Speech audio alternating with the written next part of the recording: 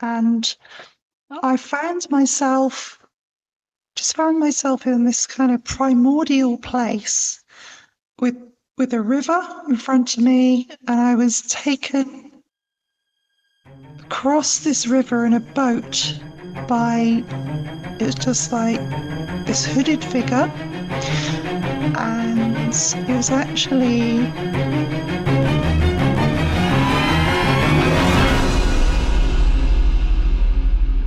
Yes, and many children see them too. About 75% of the world's children today are being born with etheric vision. And when your children talk with people and have daydream playmates, the chances are they are actually speaking to some of these people, because these angels or angelic forces, or nature spirits as they're often called, will often make themselves seen. And all of a sudden I hear him go, whoa, or, something like that. So I look up, and as I look up, I see this thing. And I said, I've never seen a butterfly like you before. I know that the paranormal is real. Listen. As soon as I spoke to it, it turns around and makes eye contact with me. And then it stands upright. And it was at that moment that I saw it was like an orange light appear above this row of trees. And from this sort of orange light, this thing appeared. Its wings were actually like sycamore leaf shaped. And I started talking to them. I'm like, hi, are y'all the dwarves? And I would hear whispers that would say, hi, yeah, you want to play? And it wasn't just my imagination. And I had told them, I'm like, my dwarves, they like beer, And my dad's like, yeah, sure, your dwarves like beer. And they were holding a conversation, and his beer slid upwards instead of downwards, how the house was tilted. And him and my brothers jumped up. So I stopped calling out Adam, and I'm just kind of, my mind draws a blank, and I stop behind that tree stump. I'm pretty close to it now because I took a few steps forward, and I see this thing.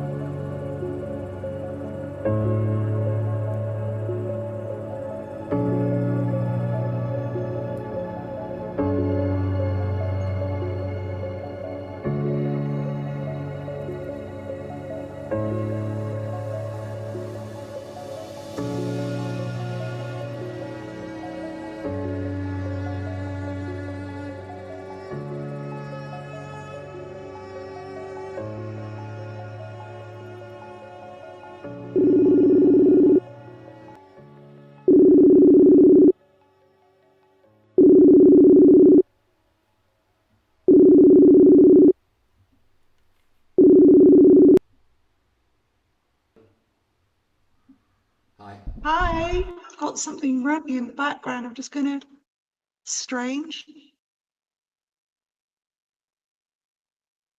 I've got something running in the background. I don't know where it's coming from. Strange. Oh, yeah. Well, how about this? Audacity just totally crashed. That's why I'm 4 minutes late calling you. Ah. Yeah, we got the touch, hey? What's going on? Oh, right. Okay. Cool. That stopped now. What was it? It was the recording that we did on Audacity, but I've closed Audacity. It's like totally closed. It's not open at all.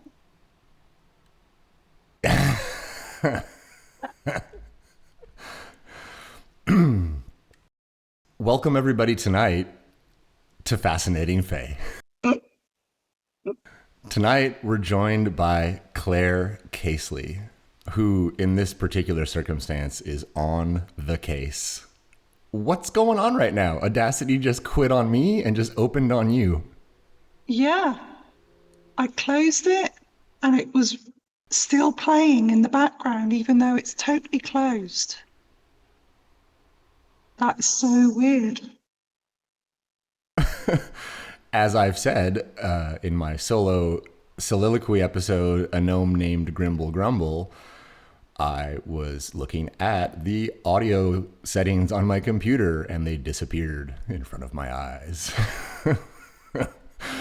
Which is why I couldn't play back what I had been working on and what I wanted to then play, which was Pink Floyd on my laptop, and had to ask for it on my phone.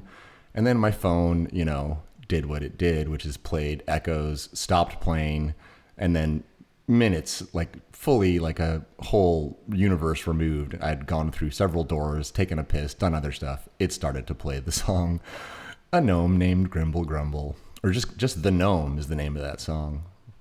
I don't know, Claire. Claire, yeah. What were we just doing for 2 hours before this? You were giving me a very in-depth and brilliant, really helpful tutorial in audio.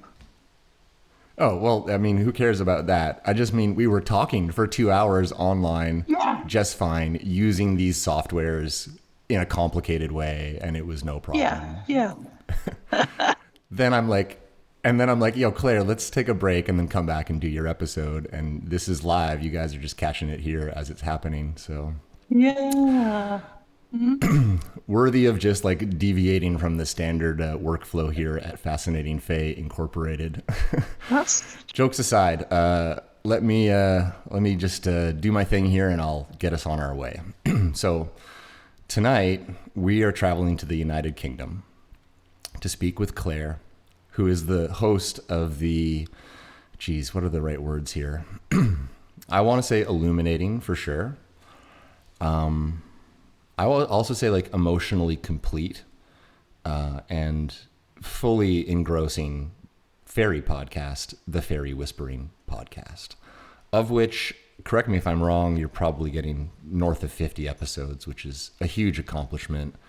That's like an entire year of repeat effort on a weekly basis to achieve that. So for everybody listening, the reason we're bringing Claire on the show tonight, well, aside from her brilliant work over at the Fairy Whispering Podcast, was that Claire was kind enough to bring me on her show, which I feel in many ways like ushered me into like if you say you're at a club and you get through the front door, you're like, cool, I'm at the club, but then someone comes along and they're like, actually there's a cool back room. So coming on Claire's show, you know, leveled me up in terms of my inclusion in the fairy community, the fairy dialogue. Claire, I got a huge boost from being on your show, straight up. Lots of new followers, lots of new listeners. And so Claire is just a person who's close to my heart.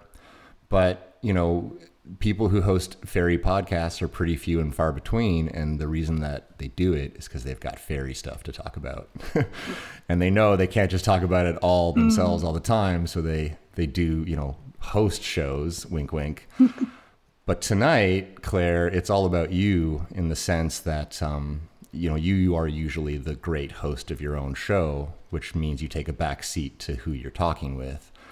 Tonight, though, I'd like to give you the opportunity to really have that uninterrupted dialogue that you try to afford to others for yourself. So here are the things that I just want to touch base on, and then I'm really going to let you have the mic as much as possible here tonight, because I know that you don't really usually get the chance, and I'm thrilled to be able to like get the chance to interview you for many reasons, not the least of which I'm your junior contemporary and you're someone I can talk with about what it's like to listen to fairy stories, etc. So here's the subject matter I'm hoping that you can bring to light. First of all, let everybody know what your fairy origin is. I mean, take us back as far as you need to go. What got you down this path? And I'm hoping to hear some fairy stories, you know, some intuitions, some experiences, anything that you feel is part of this journey that led you to being the host of, you know, currently the leading podcast on the subject matter. How did that all happen? Because that's a fascinating stuff. Okay. The second thing is I do want to, once you're done, just for the audience to kind of like, tease a little bit here. I know that you know Jem personally from the episode Ring Ring Gnome's Home, and that you've been to Jem's place. And so I think that's worthy of talking about, because Jem herself told me some pretty crazy stuff you pulled off when you were there. And I want to hear about that in your own words.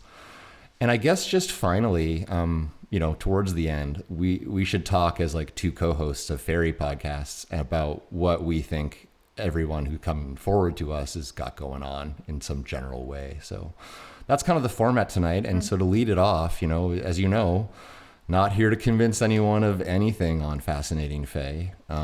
We're here tonight pretty anxiously waiting for this opportunity to hear from Claire, because like there's that fox, there's so many things I want to hear about. And if you could be so kind and just walk us on in and do your thing here tonight, I would be super appreciative, as I'm sure the audience would as well. Okay, can I just start with a very short poem that I feel needs to be read from one of my journals? Yeah? Absolutely. Yeah. No, like this is all about you tonight. And if that's what you want to start with and feel called to start with, I am not going to get in the way of that. I'm just going to actually double down and say that, and whatever else next you want to do is all good. Don't bother even needing to ask. It's all good. I want to hear how you want to deliver it. Yeah, for sure. Ooh, this is exciting. Okay, cool.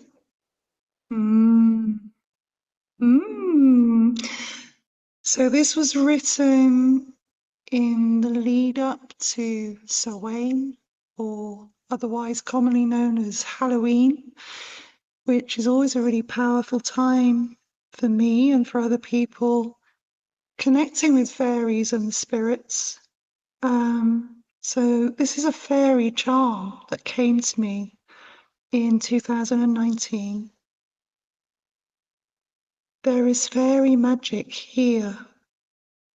We appear, disappear, are light and are dark. For all those who embark upon this path, be sure to dance and to laugh. For fairy is a winding way, and if you take it, you must stay on the path to the last, which is the beginning, future, and past. So, for me, the fairy path, I can only look back in retrospect and see how it started for me. It's sort of, it kind of creeps up on you, and it's only looking back. That's why I keep journals. It's only looking back I can think, okay, so that's why that happened. I think it began in childhood, but I didn't see fairies as a child, but I was really lucky to have space to explore. So I had my parents' garden, I had my grandmother's garden 2 doors up, and my grandmother was really key to, this is my dad's mum, really key to me connecting with nature and creativity and just wonderful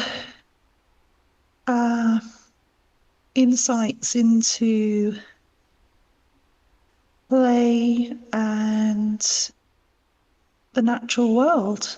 And I think she was fairy. She had qualities about her that were very ethereal, and she made a big impact on my early life. So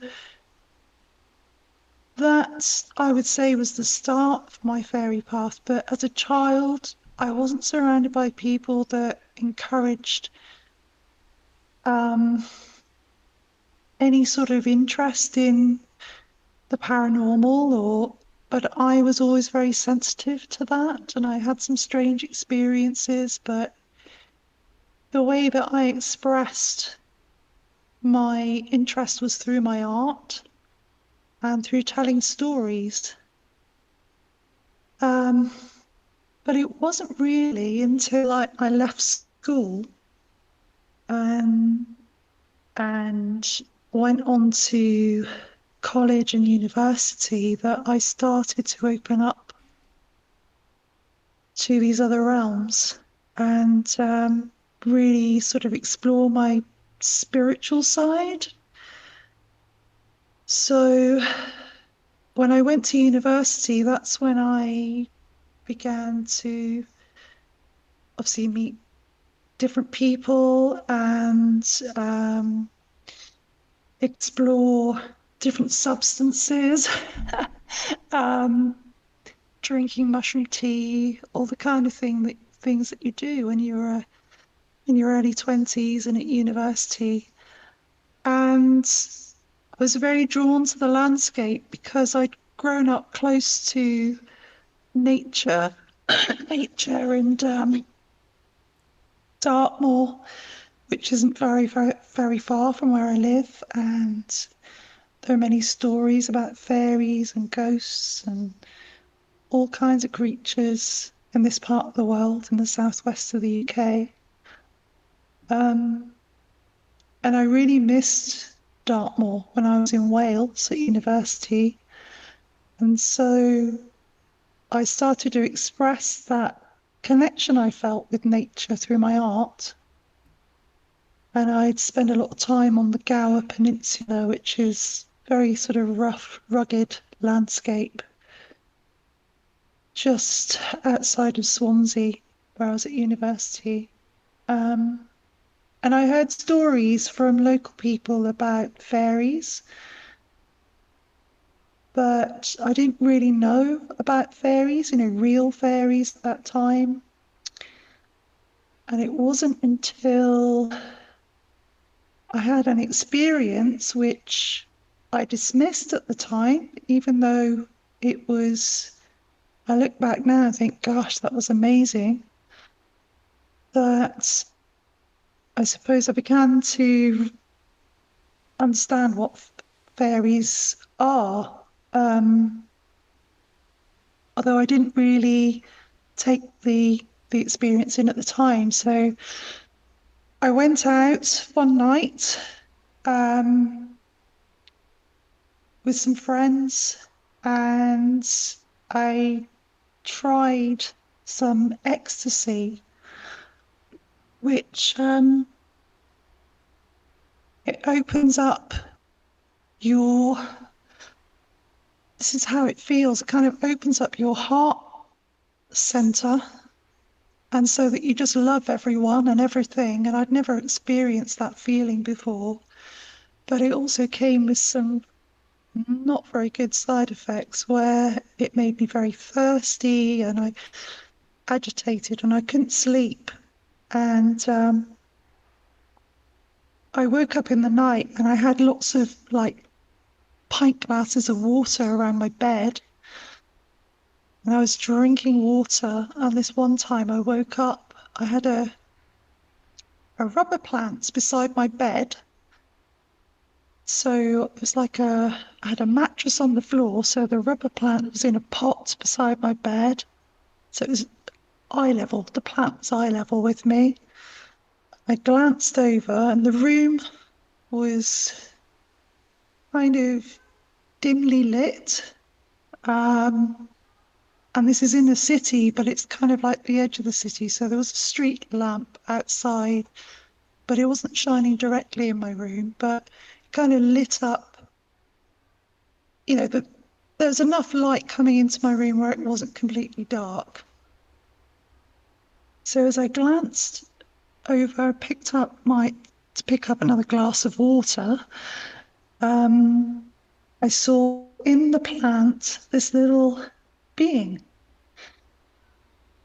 And he was sat, and I felt it was a he.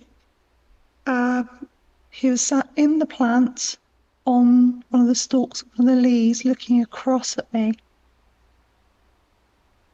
And it was just a very brief moment. A lot of fairy experiences are very just momentary.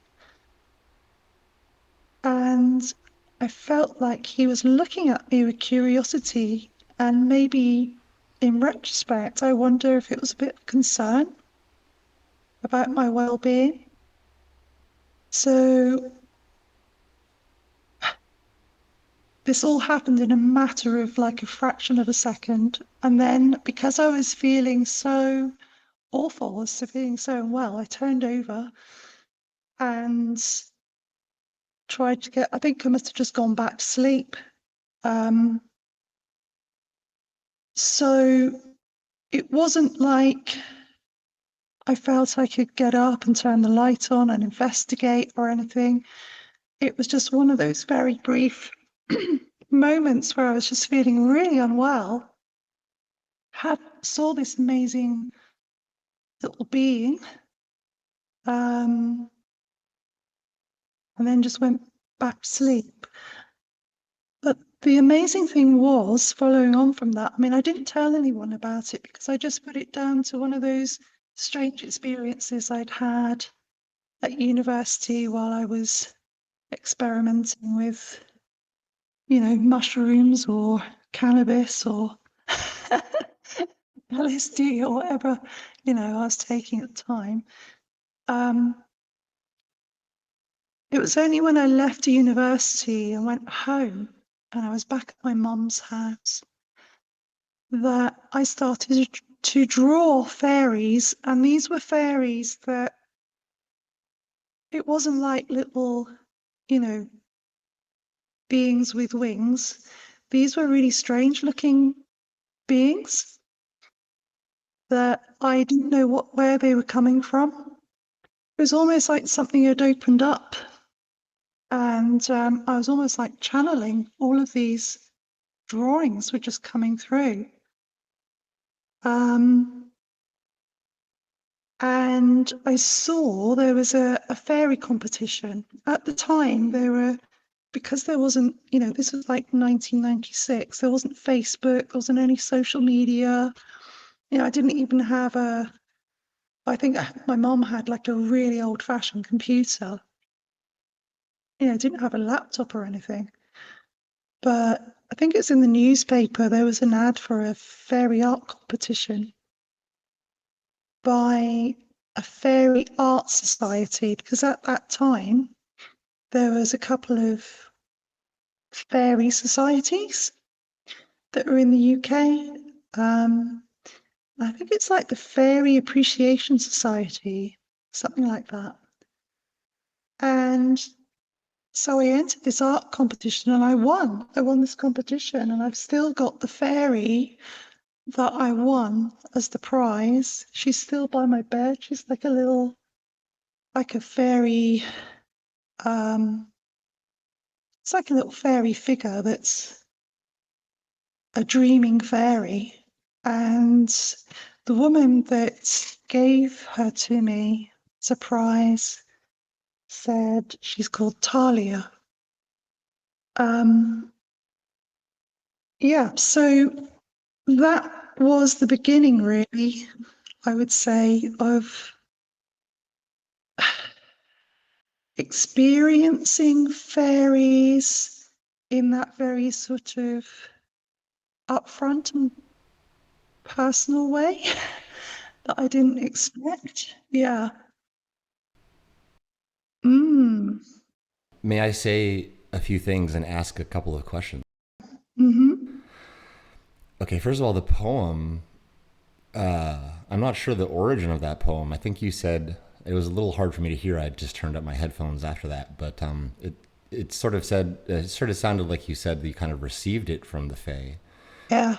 I got like full body tingles when you read that, pretty much from the first word, sustained. Like it was a powerful piece of literature. How did that poem come about exactly? I'm just curious. I just received it. Basically, I started, when was it written? It's 2019. So 2019, there's so much we could talk about here. I don't think an hour's long enough. I'll tell you what.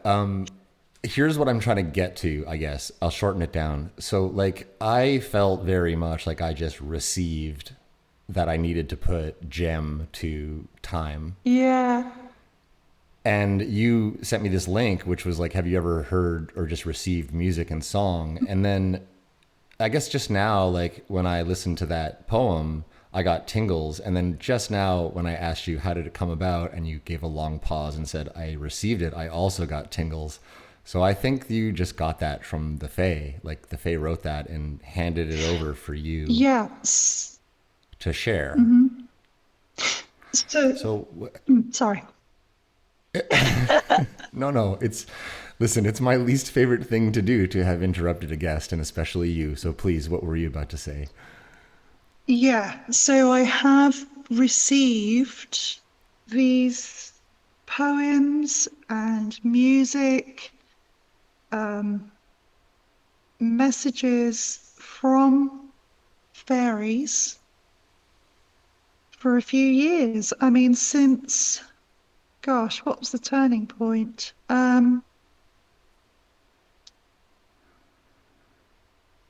So I could go back a bit to around 2000-ish. And I started making, a bit like Danielle, your guest Danielle, I started to make fairy figures. I'd started off making angels, and then I was more drawn to creating these little fairy dolls. So then I started to receive messages from the fairies, especially after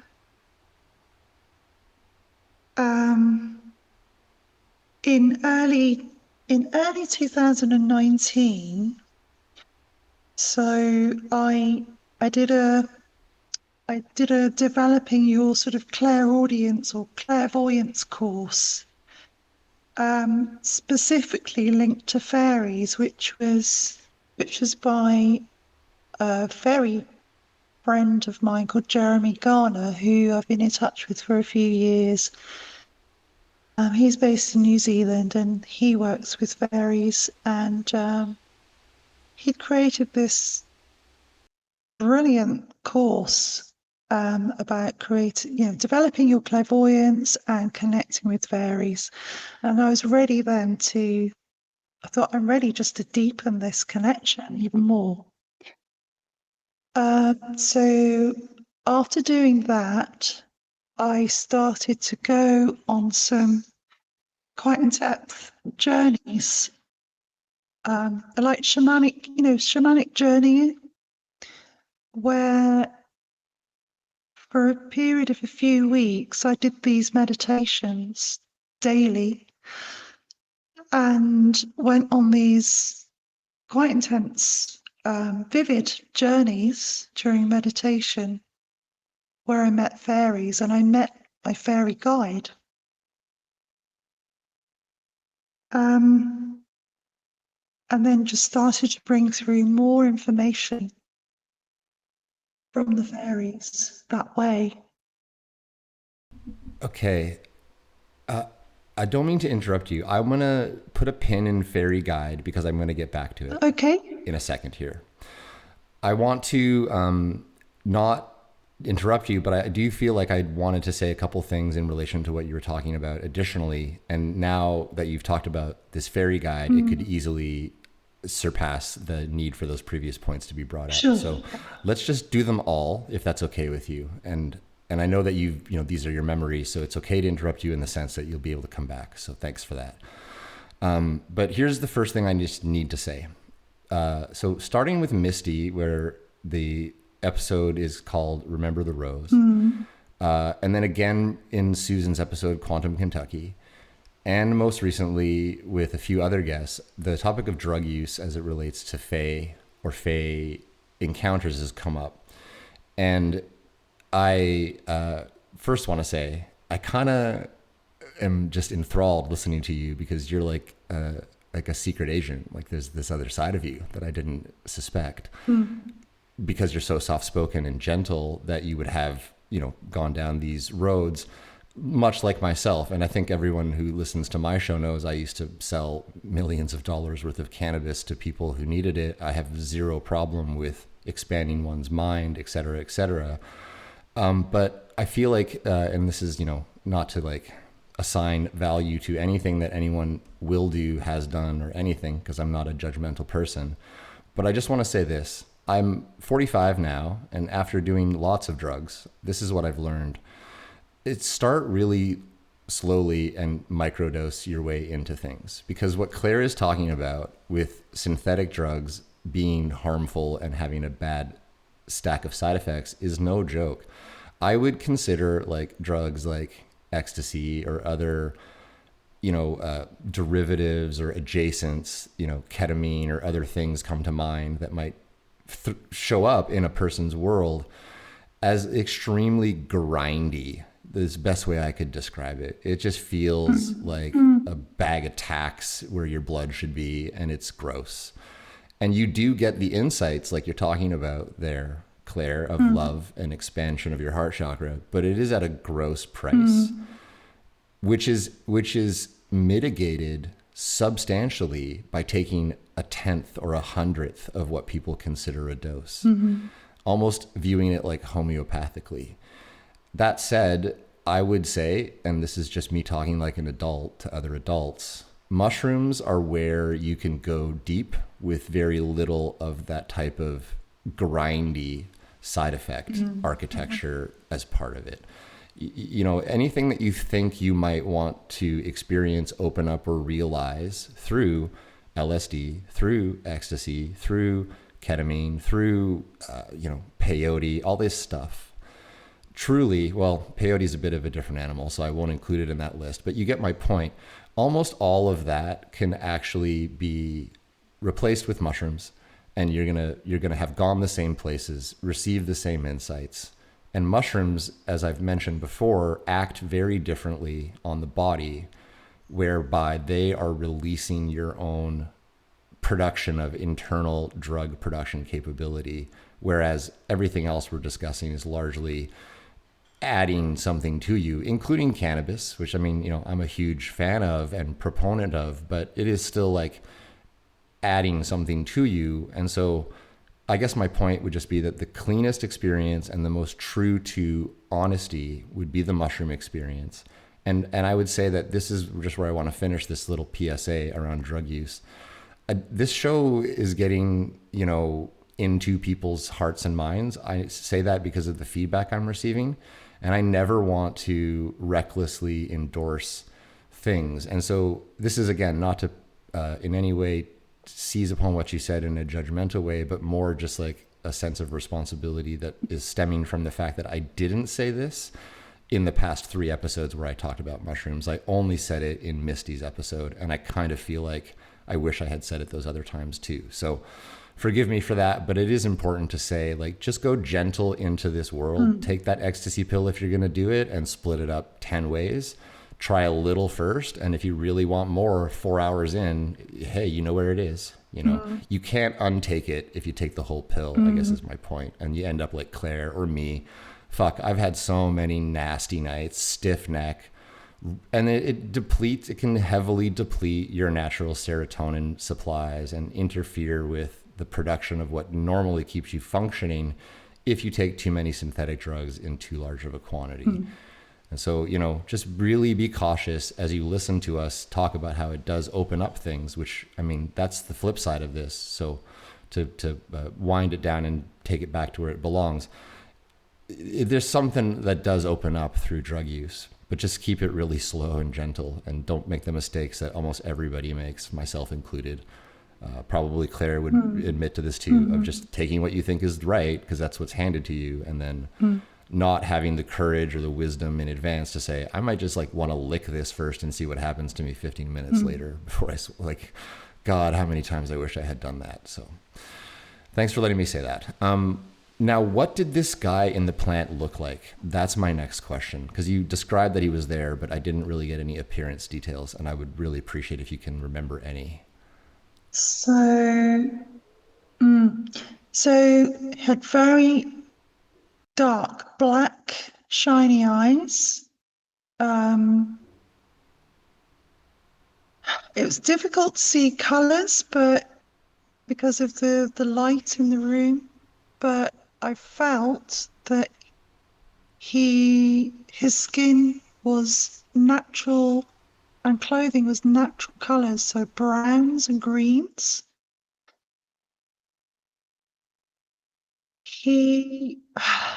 His face, his eyes were kind of large in comparison to his face, and very small lower face, small nose, small mouth. He had his knees up, sat on the branch. So, this is just a very quick glance.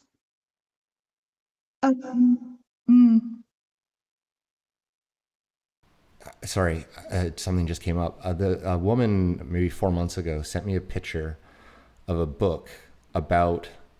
Did you say this is a rubber plant? Yeah, it's a rubber plant. Oh, weird. Oh, this is so weird.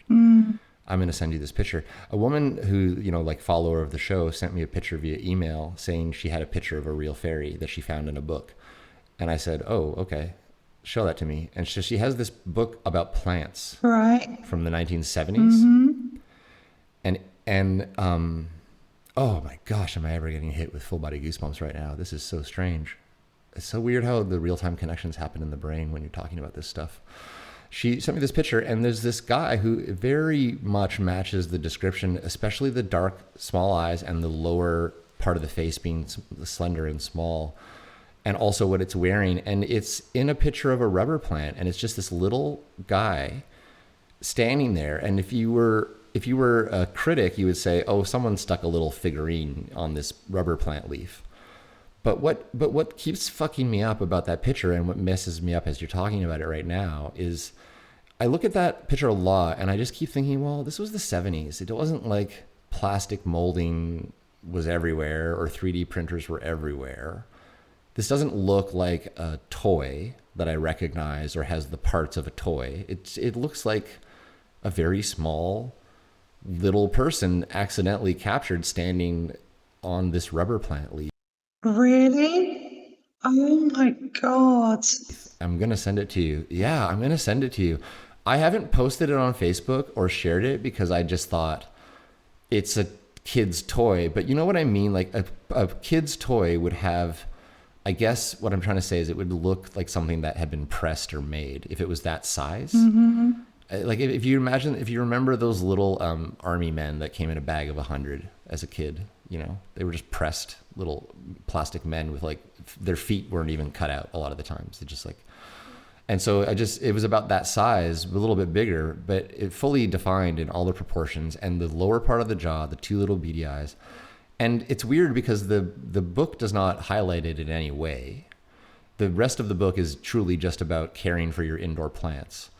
And this woman just declares that she found this picture in this book from the 70s that she bought at a garage sale. So I'm going to send that to you. Okay, I don't want to get too off track. So the last thing I wanted to say, thanks for describing the guy. And I'm almost done with the things I needed to say before we can get to your fairy guide. First of all, the thing would be just please send me the picture of the art you won with if you still have that drawing, because everyone's going to want to see that. And I'm fully up to date on the website. Hooray, hooray. And will continue to be because I figured out how to make Squarespace work for me as opposed to against me. And then Danielle, just for a quick second. So now that I understand that you have a muse connection with the Fae as well, that's thrilling because that you're like truly the second person I'm going to put you up there with Danielle, because that poem you read came from the Fae. I can't even look. I was updating the website and I had to put up the picture of the one she calls Gandalf, but can't call Gandalf because, I love how Danielle puts that. She's like, this. I'm going to quote Danielle for a second because it's a brilliant quote. She's like, this one, I call him Gandalf. And then she pauses and she goes, see, that gives me chills. And then I jump in and I'm like, whoa, me too. But a moment before she says, but I can't call him Gandalf because, you know, I can't even look at the picture of that thing when I was trying to put it up. It freaks me out too much because that's the thing that was moving the glasses around in my house. I'm fucking sure of it. So it's really interesting. Now I understand why you're going to have her on the show. I hope that the two of you create some real magic when that happens. And I would love additionally to see some of your fairy doll creations. And for everyone listening, like, let's just pause for a second here. When I'm a adult straight man, and I was like, when Danielle was like, oh yeah, I make dolls, I just didn't know at first. And then I saw pictures of them and I got totally spooked out, and then eventually talked to her. And it's probably one of the most profound episodes of my show because the Fae move stuff during the interview. And that's, you know, that's podcasting gold. Let's just call it thank you, the Fae, who did that again. I just think that you're on that same level because your show lights me up. When you read that poem, it lights me up. And so I want to see your dolls too and see what happens. Very, very interesting. That's all I really wanted to say. And so, like, thanks for being honest as a final point on my jumping in to, you know, ask the requisite questions about what you had told me. Would just be like, man, I say this all the time, but I mean it for you, especially here right now. As a mom, as a fellow podcast host, thanks for being brave enough to talk about all of this, all your experiences, the nuances of like, hey, this opened my heart chakra, but I didn't like the way it made me feel. But then this happened. Like, it's all honest stuff. And it takes a degree of bravery to be honest about oneself and to be honest about fairy stuff. So thanks, Claire. You know, thanks for everything. Thanks for having me on your show, and thanks for being here again. And now I'm going to zip it. So, okay. So now you're doing these shamanic vision type journeys of self. You're making contact with Fae. I mean, just like start there and carry on. You met your Fae guide. Please, I need to know all about this. Okay, so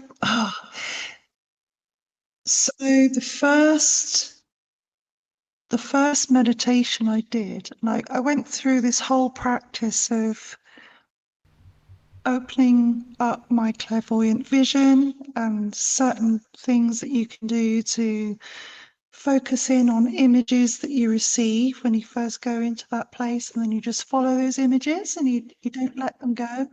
So that's what took me to these places. And I found myself, the first one, when I met my guide, I was taken across this, just found myself in this kind of primordial place with a river in front of me, and I was taken across this river in a boat by, it was just like this hooded figure, and it was actually a fae that I'd encountered before with my son, but that's another story. So I was taken across this river to this mound, or this kind of, hill. And on the shoreline was this woman dressed in white, and she had long dark hair. She had plaits that came down at the front. I actually drew her in my journal. She had dark eyes that were kind of slanted,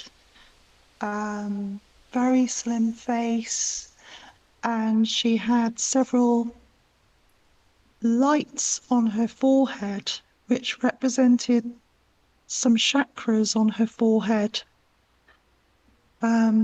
which she told me all about in another journey I did.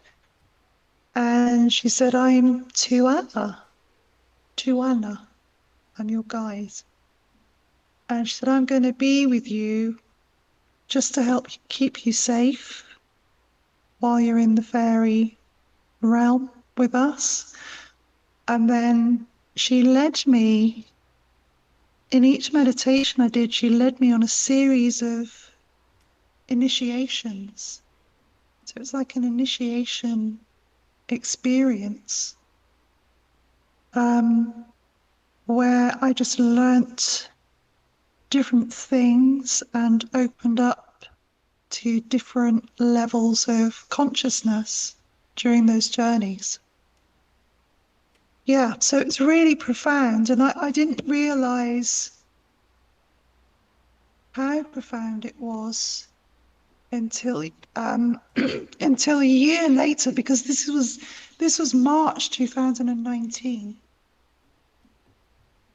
and then in March 2020, when the whole pandemic happened, that's when I realized the significance of these journeys that I'd been on. Reading back, I thought, oh my gosh, this was like preparing me for this. And I know other people that I've spoken to that had a similar experience, where they had strange dreams or, you know, things coming to them before that time that we went through in 2020. And so during that time, as we, got further into it, I thought, well, it's really quiet at the moment, and, my kids are at home, I've got nothing else to do. I might as well just record those journeys. So, and I'm a trained meditation teacher and life coach. That's what I was doing as a business before lockdown happened, and my business just went out the window. So I thought, right, I'm just going to record these meditations because maybe they'll help help people. So that's when I learned about, I think I'd learned a bit about audio recording beforehand, or I hadn't. No, it was that time when I thought, right, I'm going to have to teach myself how to record audio, but I didn't have enough experience. So I think I just looked up somebody on Fiverr and said, please, can you edit this for me? And then I released them to friends, just as a sort of this might help you. It's helped me.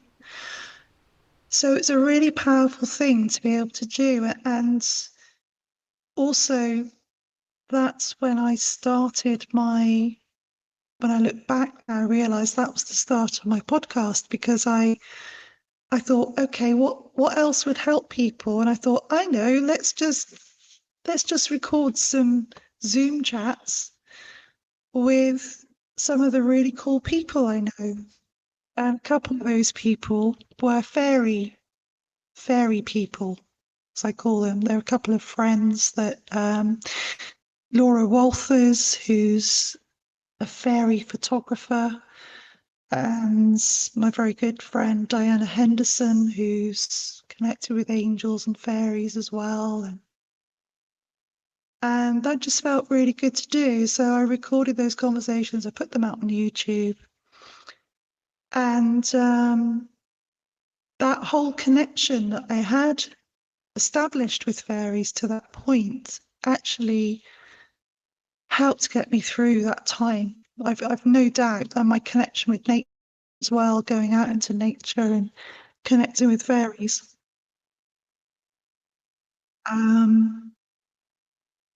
Helped get me through, really. And I had another guide that came in. So I've connected with guides for,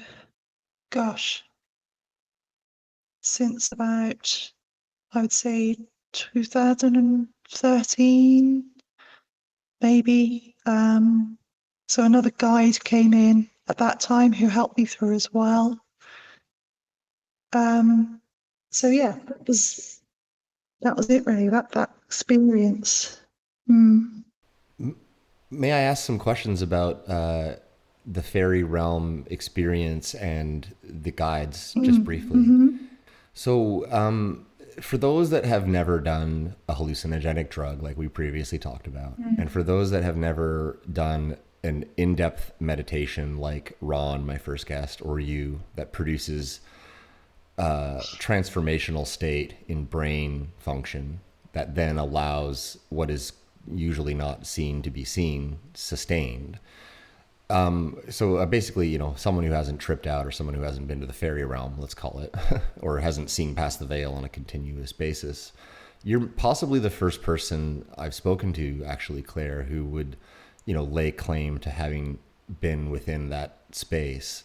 And when I say lay claim, remember, there's no gotcha moments on Fascinating Fae. I totally believe you. I'm fascinated to ask these next sort of questions. You described like a river and some other stuff. Was the look and feel of this environment analogous to Earth in terms of its like textures and sounds and smells, or was it foreign in any way? Like, I guess would be like a cartoon, or I don't know, cartoon's a bad example, but you get what I say when foreign. So I won't lead with any more questions. I won't lead with any more descriptors. Was it like Earth, or was it different? Yeah, so there are different places that I went to. So this place where I met my guide the first time, that was very primordial. So it was like going back to a time when the earth was, you know, completely perfect, and, you know, new life was beginning. There were plants and things, there were, you know, ferns and that kind of thing, but it was just seemed very fresh and untouched. And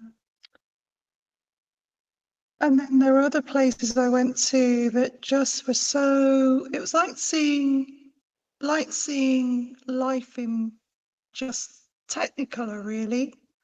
Just like turning up the brightness on your screen, or the, you know, the crispness on your,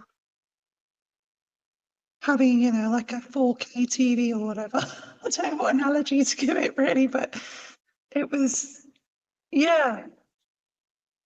Yeah, so there was another place I went to, which was in this beautiful, like, alpine meadow, surrounded by mountains, like, just beautiful, crisp, snow-covered mountains, and this amazing alpine meadow just filled with flowers of every color, and a beautiful, like, crystal lake. And then there were other times when I was taken through the ocean, but it was more like an energetic ocean. So it wasn't like swimming through water, it was like swimming through energy, Technicolor energy. And then I was taken to places that are on this earth, but I hadn't been to yet. And then there were some places where I knew that became like connection points. So there are places that we can identify with that are special to us, you know, places that we might visit regularly, that we can create a relationship with, a reciprocity with. And then those places can become kind of diving off points in meditation to the fairy realm. Let me say this. For the audience listening, I never like to rush a guest along, and what Claire is talking about is so literally engrossing and fascinating. It needs its whole own episode. I'm going to bring you back, I think, for discussion about the fairy realm and your shamanic visitations there at a later time. But I just like, I could just sit here asking like 1,000,001 questions and burn up the next 10 minutes before you have to go pick up your son, which I won't do. So let's finish by just touching base on a couple of the things that I sort of foreshadowed. So the first one, just real quick, you've been to Jem's house, Jem from Ring Ring Gnome's home. She told me you did something with a divining rod. Yeah. Tell me about that. And tell me about divination real quick as part of it, because I've never talked about divination. How does that even work? What's your rod like? So set the scene and then tell me what you did there.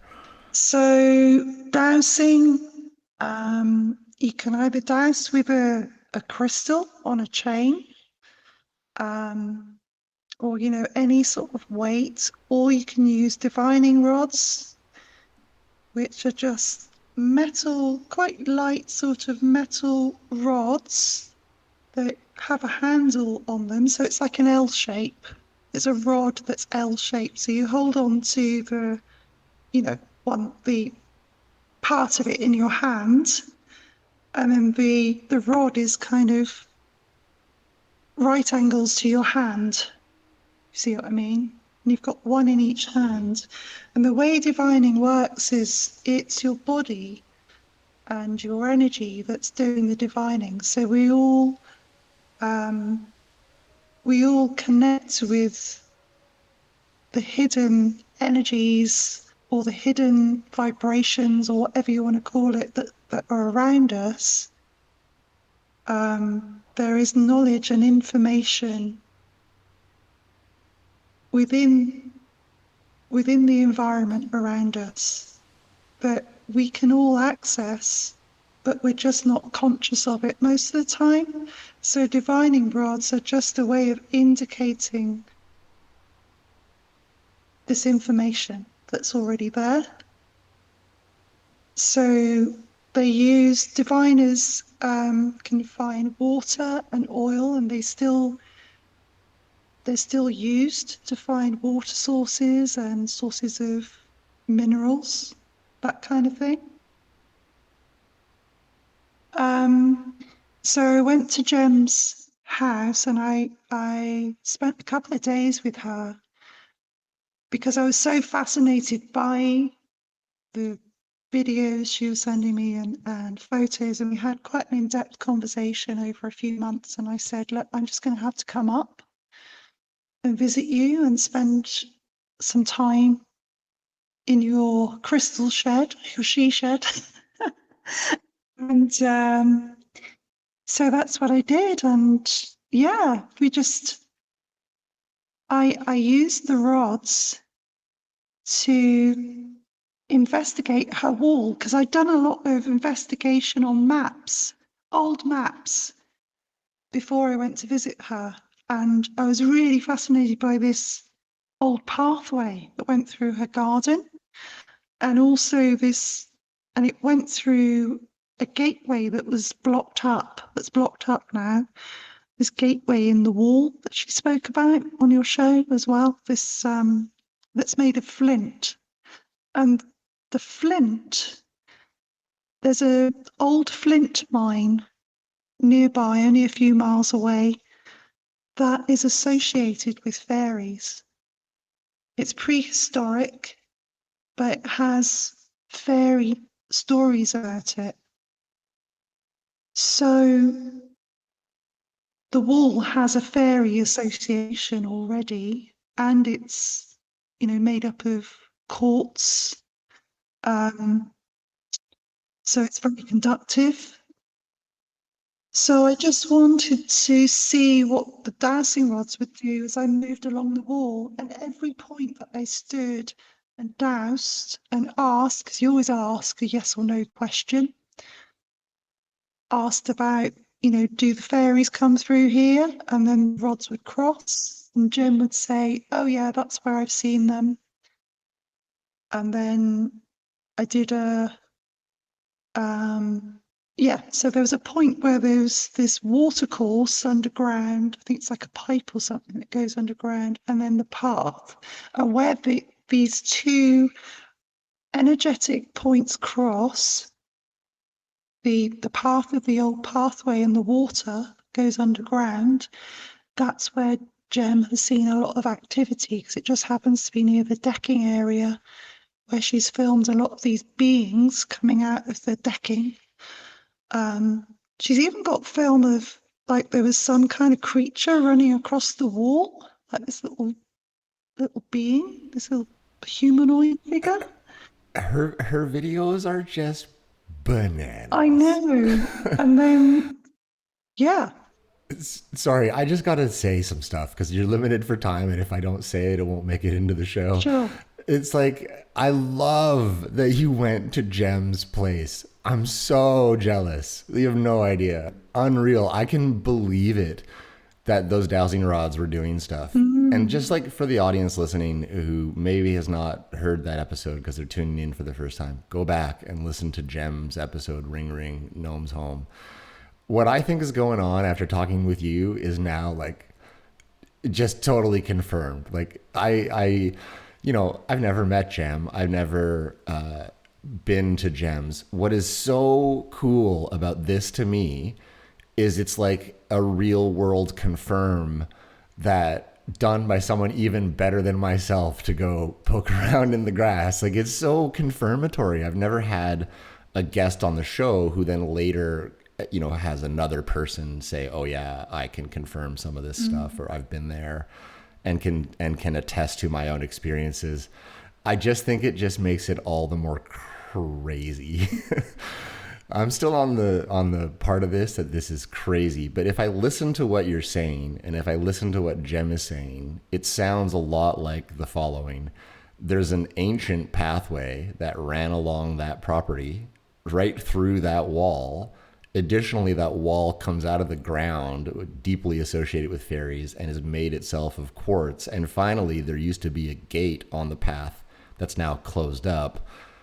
It's just really interesting because something you said a moment earlier about places when you were talking more about like your shamanic journeys in part, saying how you can make an association with a place and it can be a jumping off point. I'm not going to have the time to unpack this on the show, but I am working on a separate episode about my boat in particular. And there's two things I just want to say really quick that came up when you were talking about that. The person I was with when I saw my fairy, Mrs. X, who I also am hoping to bring on the show for this, kind of Christmas episode. Anyway, if you're listening, that's an intent I'm putting out there again. But so she and I, years removed from our mutual fairy experience, were spending some time together on Malcolm Island where I was living. And we had done some mushrooms like you talked about. And she was like going back to her camp area and I was in the cabin making some food and she was going back to get an ingredient.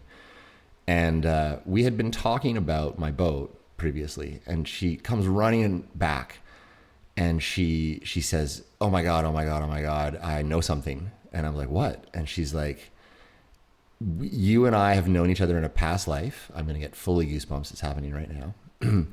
And she says, you were the captain of that boat before my boat. And by the way, my boat was built in 1955 and I was born in 1979. So entirely conceivable that I was the captain of, that I was the captain of that boat before. And furthermore, she says, and you used to be the captain of the HMS Erebus, which is a legendary Canadian boat that was lost in the Arctic. And when she said that to me, I got hit with the biggest full body goosebumps I've ever had up until that point, really. They've been surpassed hosting this show. And it hit me all at once that she and I had been lovers under the following circumstances. Those boats back in the day did not sail with women on board. Mrs. X is very tiny. And if you were to say like put a sports bra on her and a hat, and it was the olden times, she could have passed for a wee guy. And she had convinced me that she wasn't on the original sailing manifest. Oh God, it's so crazy how I know all this stuff. This is a past life I'm referring to. And she had convinced me, she says, I'm really small. I'm a great singer, because she's a great singer. And that it was important to have a great singer on your boat because you're out at sea and you got to keep entertained with those shanties, those sea shanties. And she's like, and I don't eat very much and I don't take up very many space, but she was posing as a guy. And then when those boats got stuck in the ice, it was eventually revealed that she was a woman, and she and I fell in love and I defended her against everybody that was stuck in the ice. And that's a past life that she and I had. And it just goes to really blow my mind to hear you say, like, also that the Fae visitation to the realm was primordial, because Ron says that they've been here since the beginning of life, and that they are life in a way. Like they're part of everything living deeply in a way that might be difficult for us to understand. So you're bringing up a lot, and we'll get there on the next episode, because definitely this deserves the next episode. To finish, and this has been a fascinating episode for me. Thanks for talking about Jem there quickly. That's so cool. Jem, man, that's just so cool. The wedding ring coming back. I want to talk to Jem's husband next and get that voice on record about that whole event too. But here's how I'll finish out of respect for your time tonight, Claire. I'm going to say the following. We've talked a lot on this show about your experiences, but I haven't asked you this question, which I ask everybody. And I'm just going to let this be the last thing that I talk about, because it does kind of actually answer the third segue I put at the beginning that I said we'd get to, which is us talking about what it's like to receive fairy stories. So my question is going to be just, what do you think fairies are? I mean, you're probably the person who this answer is going to mean the most from out of anybody that's given it. I'm being honest. And so what do you, with all of this experience under your belt, think that fairies are, Claire? The deeper I get into this journey, the more I'm unsure, actually. But I feel they are part of the earth. They're just part of nature, and I think they're here to remind us about them and who we are. It's a process of remembering. That's what I get from my connection with them. A process of remembering. I think that's really a very powerful insight. I feel mixed emotions, because I don't want to rush you out the door ever, but especially you. And but you know, I know you have to go, and I do know that, you know, we're establishing this cool relationship as hosts of fairy podcasts, totally different worlds that we're coming from, but it's just a cool thing to have in my life, and so we'll have you back for sure. Let me finish by saying the following, and of course I'll give you the last word, as I always do on Fascinating Fae to my guests. So first of all, I mean, I've learned a lot about you tonight, Claire, that I did not know having listened to every episode of your show. I mean, even though some of the stuff you've talked about here tonight has come up in your show in big and meaningful ways, I didn't really get you until just now. Like, I kind of maybe had you filed away as like very soft spoken, but now that I've had the chance to like give you that space to just talk uninterrupted and get into the weeds about yourself, you're truly fascinating and a lot more like me than I would have expected, actually. We share similar paths around just our journeys, and like, I'm as equally confused as to what I think I know, and I think that you're braver about knowing what you know than I am right now. Part of my journey of hosting this show is I leak it out a teaspoon at a time into episodes, what I think, you know, my real woo-woo perspectives on shit are, but you can talk about it in a way that I envy. And, you know, I just want to make sure that everyone listening who's maybe not given Claire's show a full chance or whatever, to be reminded of the remarkable stuff she's talked about tonight and re-listen with fresh ears. As I always encourage, you know, listen to people with fresh ears, but especially Claire and this body of work looked at under the new light of the stuff in this conversation. I said this to Danielle once, but I really mean it when I say it to you. There's a lot more going on to you than you self-represent, which is a part of your soft-spoken nature for sure. You know, your beautiful voice and your beautiful kind of temperament, which is on display in the way you speak, but also in your heart, about how like every single thing you've talked about here tonight appears genuinely to be born from a desire to help others.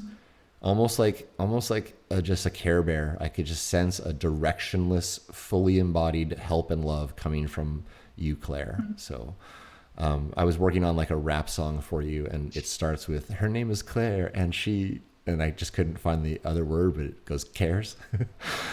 Her name is Claire, and she just really cares. Her name is Claire, and she just wants you to care. I'll nail it. Don't worry.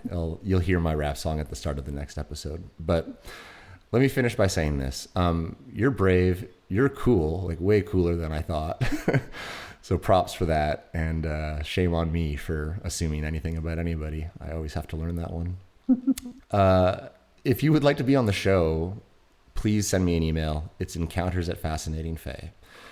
If you want to join the conversation on socials, Fascinating Fae, where all those social things happen, the website is up to date, like I said earlier, but it is really up to date. And as of the publishing of this episode, we'll include these pictures and other things that we've referenced here tonight. So please head over to fascinatingfae.com, where you can check out that content.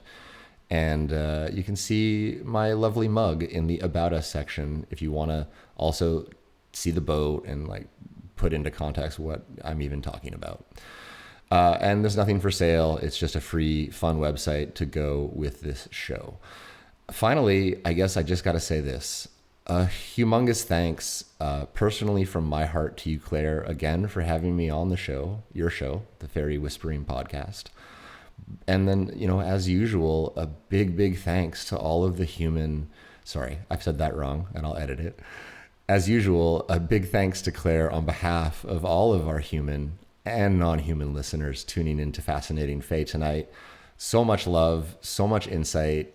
I feel totally uplifted speaking with you. And if you would be so generous, on top of all the generosity on display tonight, to give us your last words, the mic is yours.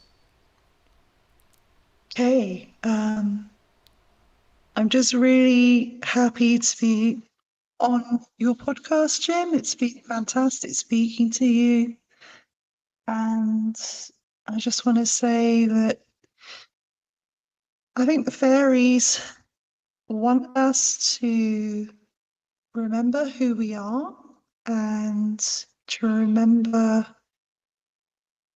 what's important. And I think what's important is love and joy and connection. And that's what they're all about. They're, the ways that they grab our attention through their mischief is just a way of stopping us from getting too serious about ourselves. And they're out there, they're real. I've had experiences with them and spoken to many people that have had experiences with fairies, as has Jim. So just sending my love to everyone that's listening and to the fairies.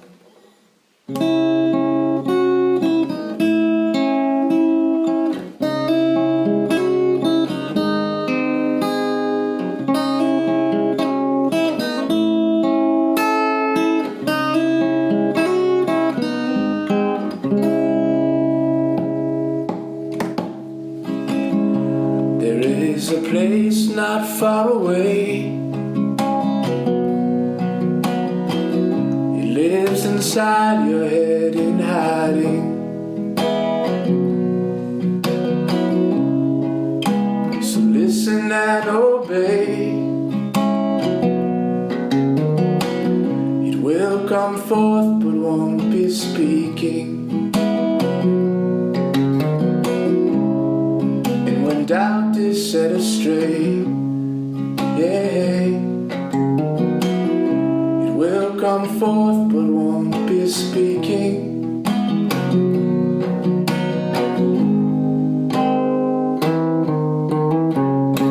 And when we go, I beg you follow. And when we row all the way to Sleepy Hollow, on a rowboat made of pixie dust, on an ocean filled with dreams, and come away with me and see what I have have seen. You don't have to be a prophet. You will discover if you seek. Not awake, but sure not dreaming. Oh yeah. Just a parallel in between.